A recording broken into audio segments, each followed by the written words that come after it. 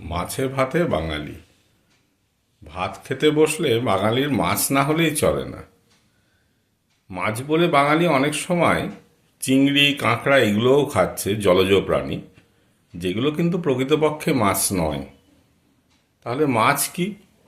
মাছ একটি মেরুদণ্ডী প্রাণী, যেটা করডাটা পর্বের, ভার্টিব্রেটা উপপর্বের, ন্যাথোস্টোমাটা অধিশ্রেণীর অন্তর্গত দুটি ক্লাস বা শ্রেণীর প্রাণীদের আমরা সাধারণত মাছ বলি।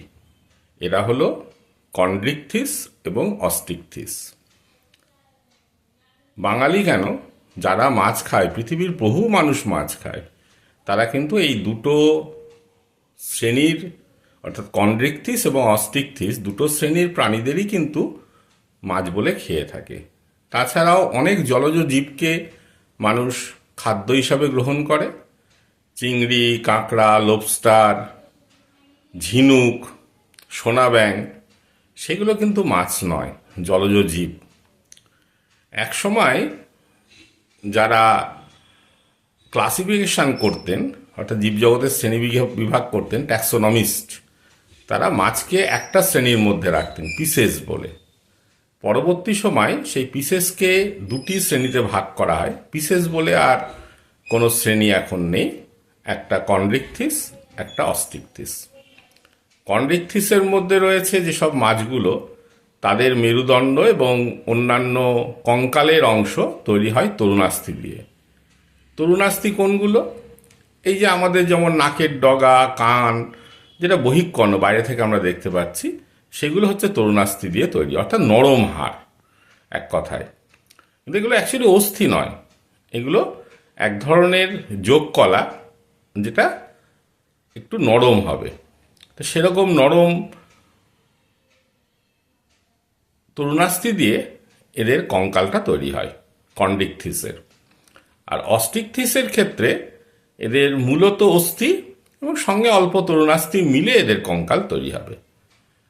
হ্যাঁ, অর্থাৎ প্রধান যে পার্থক্যটি রয়েছে সেটা হলো কঙ্কালের গঠন উপাদানের।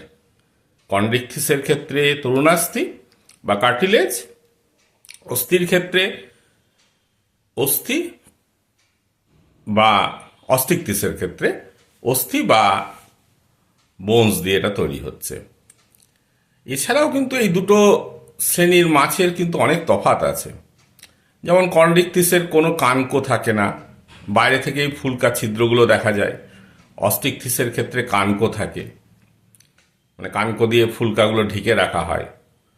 কন্ড্রিকথিসের যে আঁশগুলো থাকে সেগুলো একেবারে চামড়ার মধ্যে বসানো থাকে, বাইরে থেকে বোঝা যাবে না। হ্যাঁ, যেগুলোকে আমরা বলি প্লাকয়েড আঁশ। অস্টিকথিসের ক্ষেত্রে দেখা যাবে আঁশগুলো চামড়ার উপরে বেরিয়ে থাকে। অনেক রকম আঁশ হয় অস্টিকথিসের, সাইক্লয়েড, টিনয়েড, গ্যানয়েড, এরকম আঁশ অনেক রকমই হয়। লেজের গঠন, লেজের পাখনা, এরও তফাৎ আছে। কন্ড্রিকথিসের ক্ষেত্রে হেটারোসার্কাল প্রকৃতির লেজ, অস্টিকথিসের ক্ষেত্রে সেখানে দেখা যাবে ডিফিসার্কাল, হোমোসার্কাল, এরকম নানা রকম ধরনের লেজ বা লেজের পাখনার বিস্তার দেখতে পাওয়া যাবে। তো এরকম অনেক তফাৎ আছে। কন্ড্রিকথিসের ক্ষেত্রে মুখছিদ্রটা মুখমণ্ডলের নিচের দিকে থাকে বা স্নাউটের নিচের দিকে থাকে, সেখানে অস্টিকথিসের ক্ষেত্রে একেবারে মুখছিদ্রটি, মুখ গহ্বরটি একেবারে স্নাউটের সামনে থাকবে, একেবারে অগ্রভাগে। তো এরকম অনেক পার্থক্য আছে, কিন্তু মাছ কিন্তু এই দুরকমেরই হয়, কন্ড্রিকথিস এবং অস্টিকথিস। এবং সবথেকে মজা কি, আমরা কিন্তু দু ধরনের মাছই খাই। মনে হতে পারে যে আমরা বোধহয় তরুণাস্থি বিশিষ্ট মাছ খাচ্ছি না, তা নয় কিন্তু। এই যে আমরা বিভিন্ন ধরনের মাছ খাচ্ছি, তার মধ্যে অনেকে হাঙরের লেজের স্যুপ খাচ্ছে, সেটা কন্ড্রিকথিস। অনেকে শঙ্কর মাছ খাচ্ছে, সেটাও কন্ড্রিকথিস। আবার আমরা সবাই খেয়ে থাকি সেটা হচ্ছে পমফ্রেট মাছ, এও কন্ড্রিকথিস। আর হামেশাই তো অস্টিকথিস মাছ খাচ্ছি, রুই, কাতলা, মৃগেল, ইলিশ, সবই অস্টিকথিস।